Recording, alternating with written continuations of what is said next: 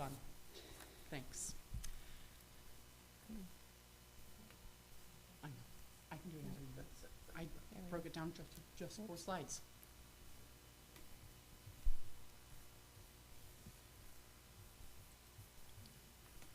I have it. Oh, the next one. Is it this? It's the other one, so, It's the monthly budget status. yeah, not the budget report. It's the board Oh, the report? monthly budget status, not the report? Okay. Well, so there's 2 different ones in there. The one you're looking for is this one. Yeah. Nice. I was like, is it pretty or is it a Yes, list it's of pretty. facts? Okay. Yeah. It's the one that's actually Thanks. understandable.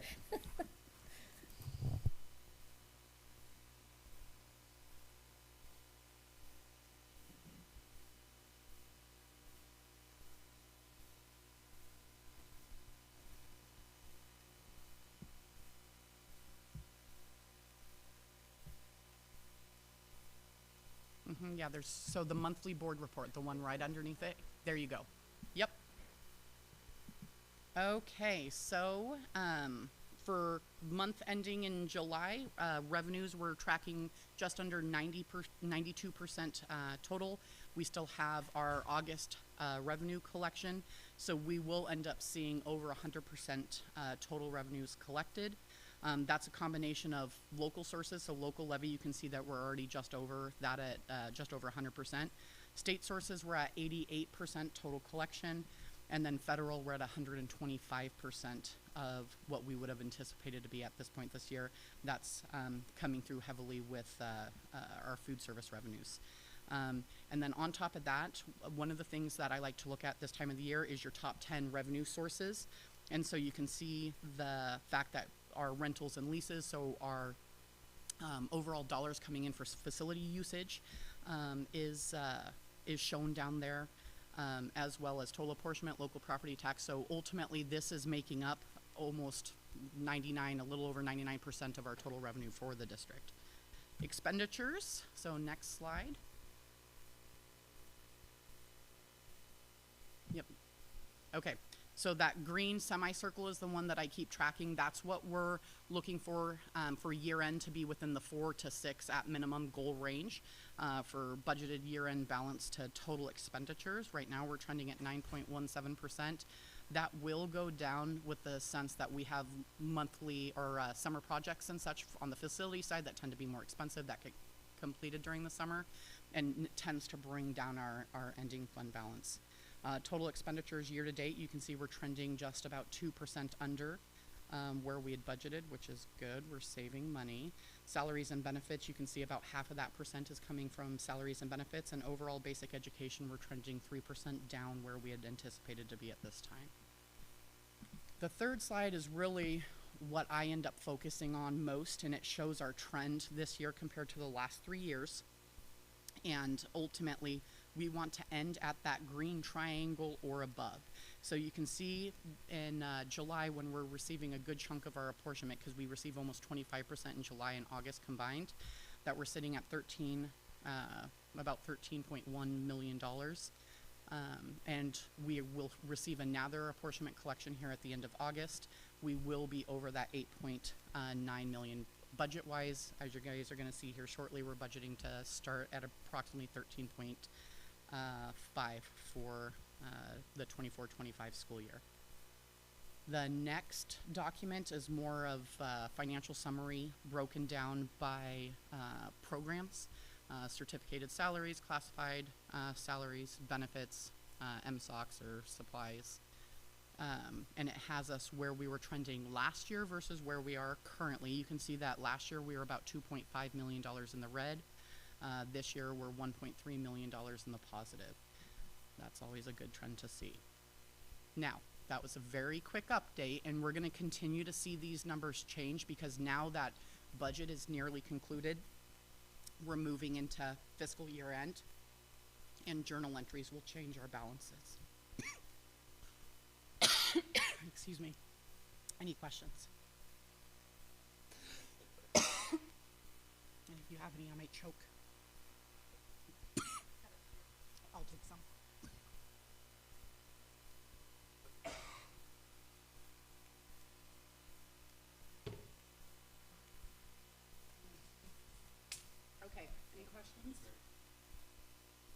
Okay. Awesome. Okay, thank you. Thank you. So the next item is 6.2, our proposed budget for the 24-25 school year.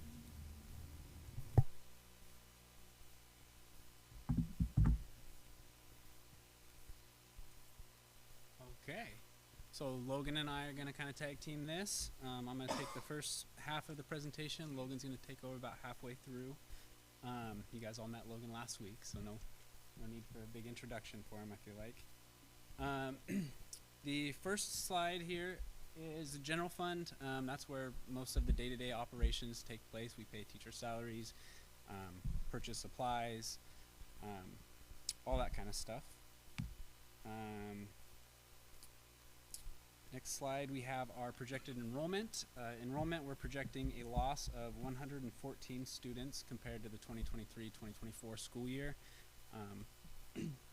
So a little bit increase in, a little decrease in enrollment kind of aligns with state trends, national trends. Something that we're working to combat with our instructional programs. Next slide is just a visual of what I just said, declining enrollment since COVID. We had that big drop, and then we started getting students to come back, and then since 22-23 school year, we've declined pretty steadily since. Next slide, and this is a breakdown of our projected revenues. So we're projecting a total of $159,727,347. That's made up of about 84% salaries. I'm thinking expenditures. Revenues, 27.5 million of that is local taxes. The large majority is state apportionment, but not all of it is state apportionment. We're not fully state funded yet. Very hopeful. Next slide is just a pie chart that just gives you a visual representation of where our different funding sources are. Federal, because of our percentage, we have such a low percentage of low-income families. We don't receive much federal funding, so we have to rely more on state and local levy dollars than some other districts around us. Expenditures, there were some big changes between the 23-24 school year and the 24-25 school year. The biggest impact was, Jenny, you can go to the next slide. The biggest impact was bargain agreements. We saw a $5 million increase in cert salaries from last year to this year, and we explained kind of the FTE differences last week. But we also, so the state legislature determined 3.7 was the IPD rate. And then we also recalled some classified FTEs from layoffs from a couple years back. Okay, next slide. And this is just a chart that shows our staffing changes from the 23-24 budget to the 24-25 budget. You see a reduction in CERT FTEs. However, that encompasses 18 building subs that were removed for the 24-25 budget, but those expenditures are still included in a miscellaneous budget rather than associated with FTEs. Next slide just kind of breaks down expenditures by object, so you can see what we're spending our money on. $164,738,740 is the total expenditure budget. Of that, 73 million is cert salaries and 27 million is classified salaries. So 100 million is just salaries, not including benefits. 130.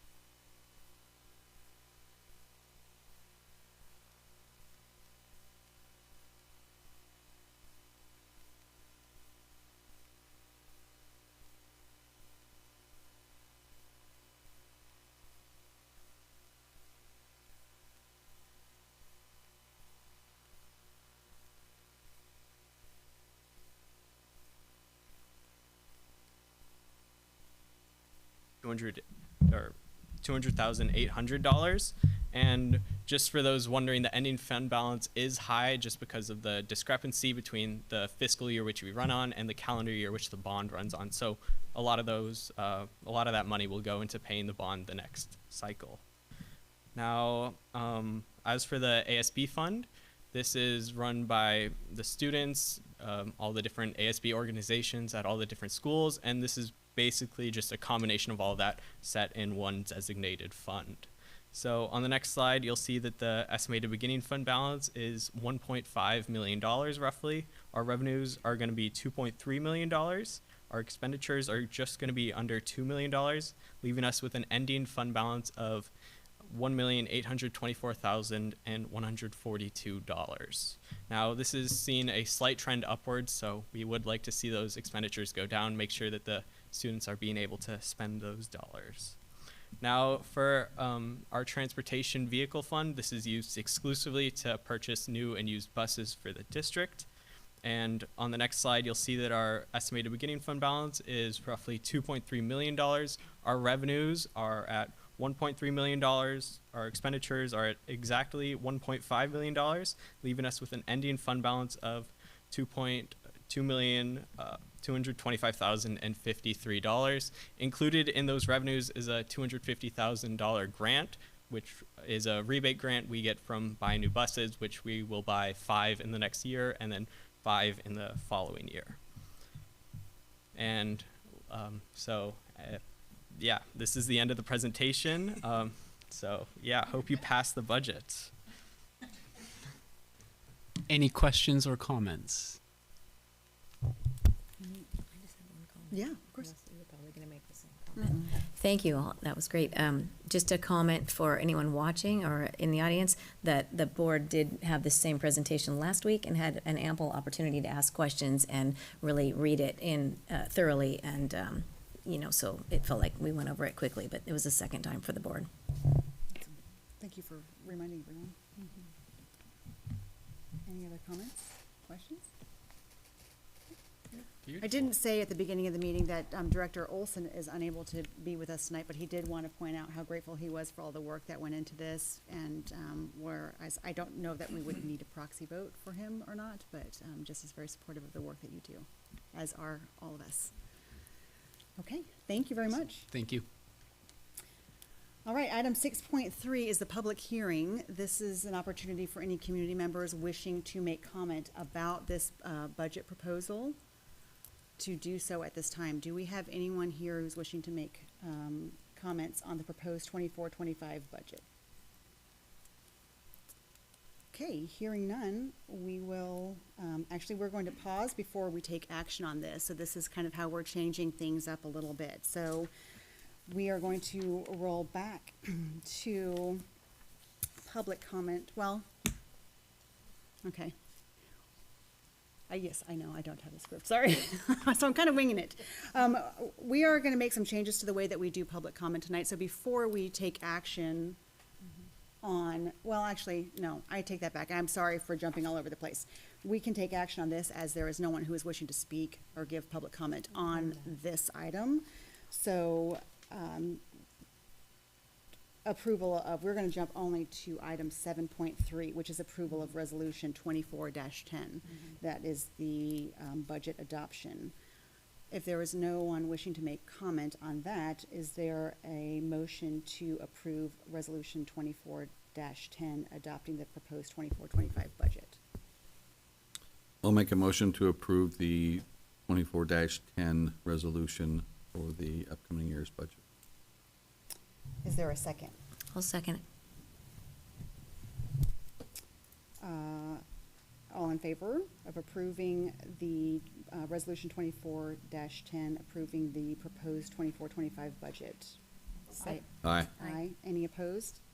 Okay, the motion is carried. The resolution has been approved. Thank you very much.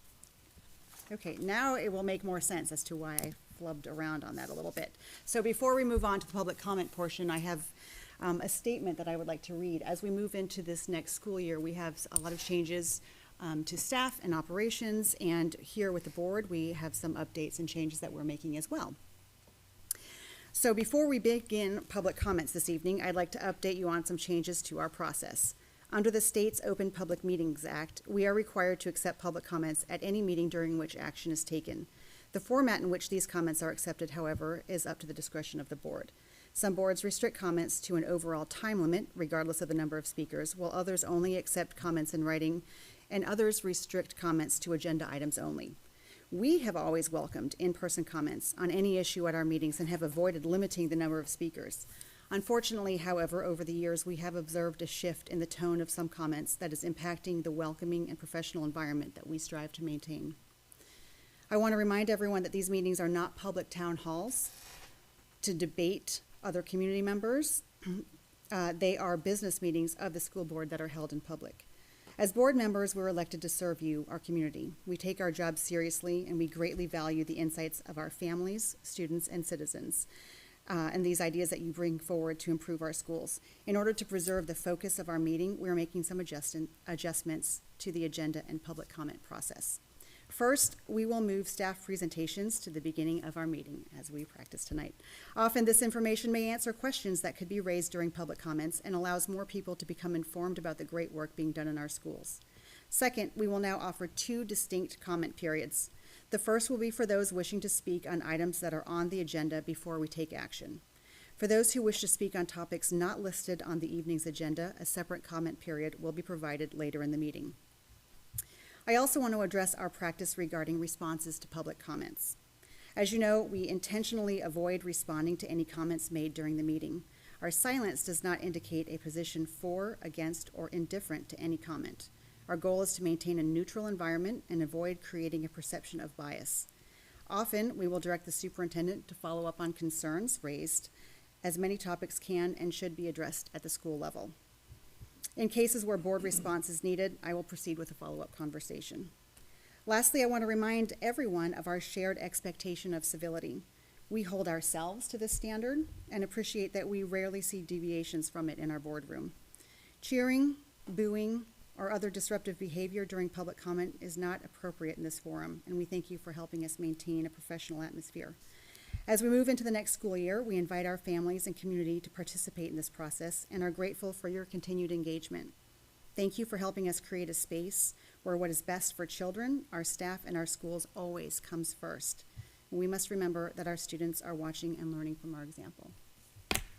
So, moving forward, this is how we will proceed with public comment, particularly the 2 specific periods. So, given that, I would like to see if anyone is here to make public comment on an agenda item, and seeing none, we will roll on to the consent agenda. Carol's waiting. Hers might have been an agenda. Oh, hers is on the. Is it wellness policy on the consent agenda? Okay. Yeah. All right, I take that back. Carol, thanks for working with us as we roll through this process. We do have. Model the expectation. Thank you very much. So Carol Rivera is speaking on the wellness policy. Good evening. I'm happy to be here tonight. My name is Carol Rivera. I am the Peninsula Education Association president. Right, that's unique for me. Okay, I did want to just speak to the workforce well-being and secondary traumatic stress prevention policy 5515. I just wanted to take the opportunity to express appreciation in December, you passing the original one that was the WASDA model policy. And since then, we have been able to form our district wellness committee that is comprised of, for the most part, every employee class in our district. We're still continuing to try to get a couple more of our units in attendance. And so that group has worked really hard to identify a mission, vision, the focus of that committee, and also gave a great deal of thought into things that they would like to see expanded in the policy beyond what the model language is. As part of that process, we did go ahead and do a lot of research to figure out what else is out there in other districts and those sort of things, and surprisingly not much. Most of them all just reflect the policy being adopted. And there are not a lot of districts that also have a procedure that follows that. And so the the policy that you see here tonight really is a collaborative effort from the committee based on feedback from your employees about the things that they need to see and want to see in their district that supports all of the employees. And so it is a more expansive policy to expand just beyond the mental health and well-being to the holistic well-being of staff. And so as you read through that, I hope you can see the time and effort that the committee put together before it brought that to Superintendent Barr to bring to you tonight. We also look forward, we have some draft procedures if this were to be approved, and so those procedures also will help us keep that committee going and sustainable so that we can continue to grow and change our focus over the years to reflect the needs of our staff. Thank you. Thank you, Carol. Okay, we have no one else signed up to speak on agenda items, so we will move to item 5, which is approval of consent agenda. Is there any discussion prior to the vote? Is there a motion to approve the consent agenda? I'll move to approve the consent agenda. Is there a second? I'll second. It's been moved by Jennifer and seconded by Chuck to approve the consent agenda. All in favor, say aye. Aye. Any opposed? Motion is carried and the consent agenda is approved. Okay, we are now at, correct me if I'm wrong, item 7.2. So this will be the approval of the first reading, 7.1, policy 5310. Is there any discussion prior to the vote? Is there a motion to approve policy 5310? I move to approve policy 5310. Is there a second? This is first read. Yep.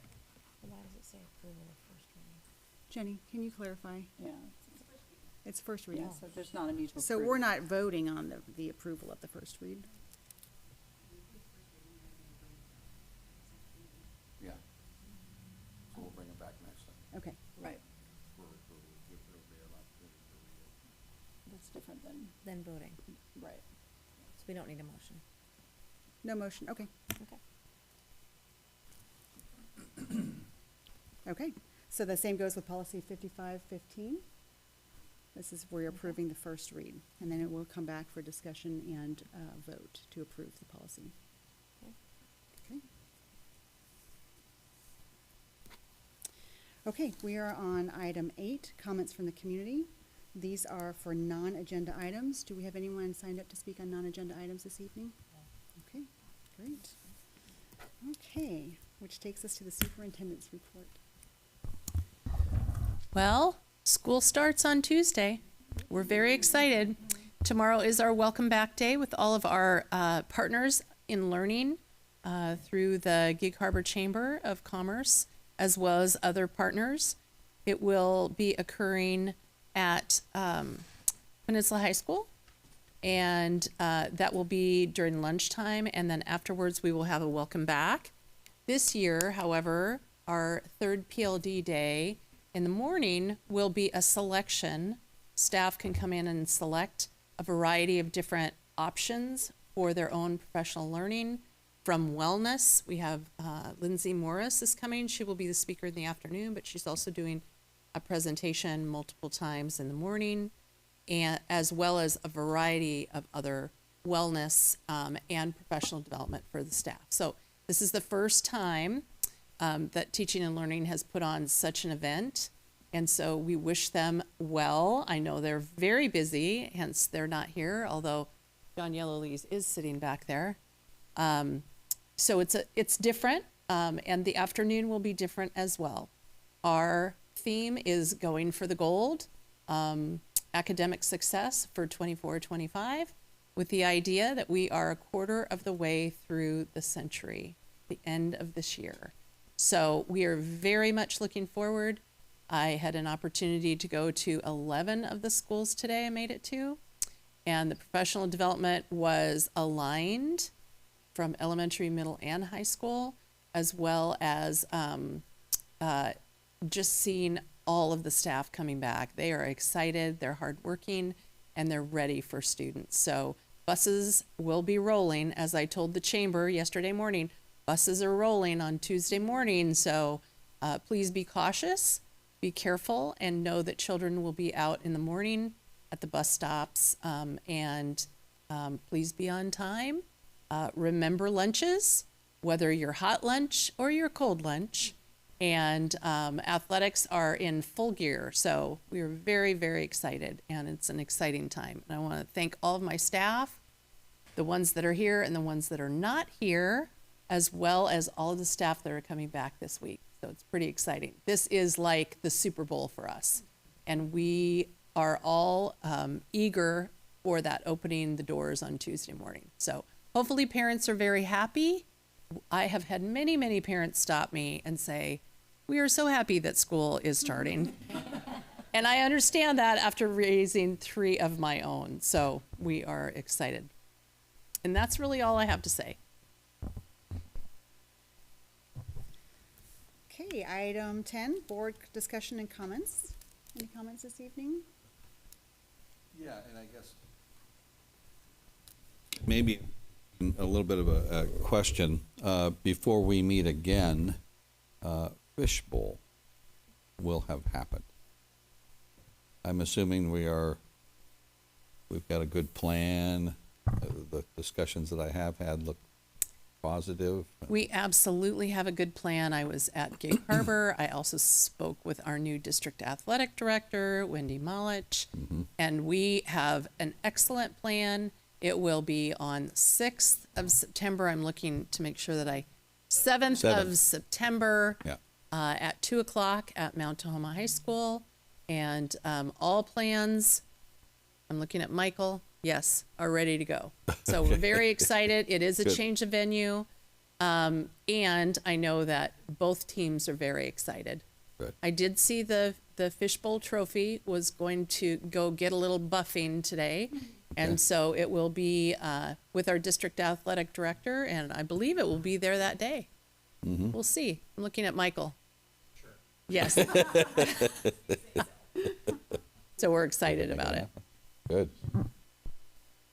Well, I'm just, if I make any comment at all, it's just that I'm excited about the school year. There's so many things falling into place that have been happening behind the scenes for years, actually. And things are looking very positive. So I'm amped. Yeah. I'll let it go at that.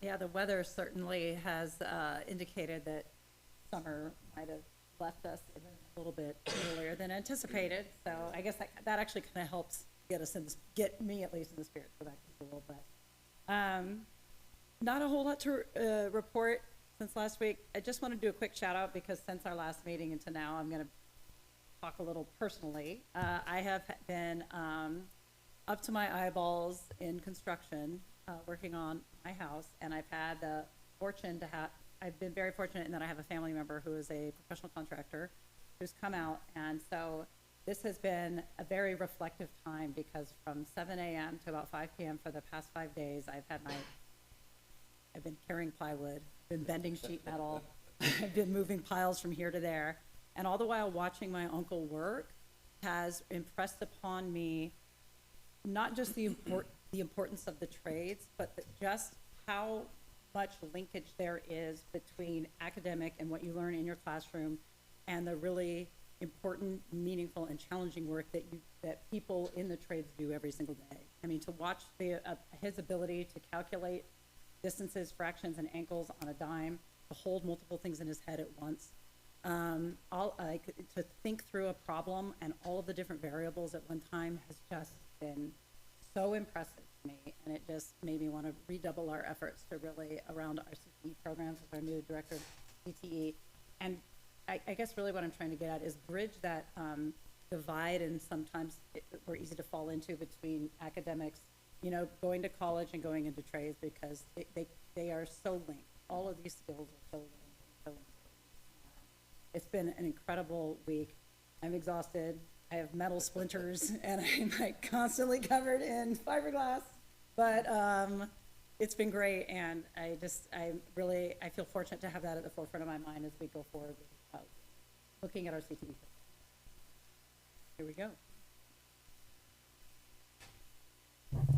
Well, that's a perfect segue. Speaking of CTE, the weather didn't cooperate, but I had an outstanding time at the Tacoma Narrows Airport Day on Saturday, and getting to see our own CTE director there, and some other folks from the staff who were presenting just the different pathways for CTE options and aviation sort of careers and routes, the things that are available. So that was a really great event, and I'm sure that it will just grow exponentially in the years to come. And so thank you for putting that on our radar. And I, too, just share my enthusiasm for all things new with the start of school, and, you know, just staff moving around and some just kids getting their teachers, and it's always exciting.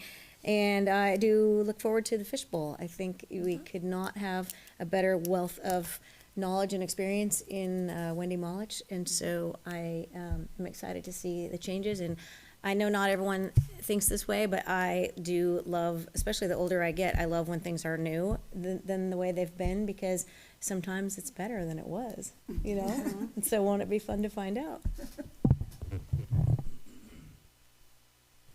That's awesome. I was speaking to someone, and I can't remember who it was, but who has been around the district for a long time and can remember when Fishbowl was held at the Tacoma Dome. And I said, oh, I've heard that, but I haven't actually spoken to anyone who was there. I just want to say thank you to everyone who has worked over this summer. I think we feel like we get a little bit of a break, the kids get a break, we spend some time with our family, and I hope that everybody has done so. But I know that a lot of hard work happens in these months when the schools are shut in order to prepare for the next year. It's an ongoing cycle. And I know there's a lot of thought into getting buildings prepped and getting fields prepped and getting classrooms prepped, and we appreciate it very much, because there's honestly nothing better than the first day of school, except for possibly the last day of school. But there's so much excitement around that. And to that end, I want to thank this board for the work that you all put in. We had a retreat last Friday, and I'm so grateful to work with a team that is so incredibly committed to this district and to these students. We did a little team building activity, which everyone loves when I put those together. We love to share about ourselves, but without going into too much detail, everything that was shared about the individuals that you see up here had to do, and without even knowing it, over a lifetime and careers of serving other people. And it's just so indicative of where your hearts are and where your passions are. And I think our district is incredibly grateful, or should be incredibly grateful, to have people who care so much. So thank you for that work, and for Jenny and for Creston for putting together a great day, and our staff who came to present to us. Really, it is really a pleasure to work with such a team and feel like we're all moving in the same direction towards a strategic plan, and inspiring and empowering every child every day. I know that we live it, and live, sleep, eat, dream, think about it all the time. So we're excited for tomorrow to come and celebrate with everyone and get this year kicked off as what I hope will be the best year yet. So with that, we will adjourn this evening. Our next meeting will be here at Swiftwater Elementary, September 10th at 6:00 p.m. Thank you so much. Records.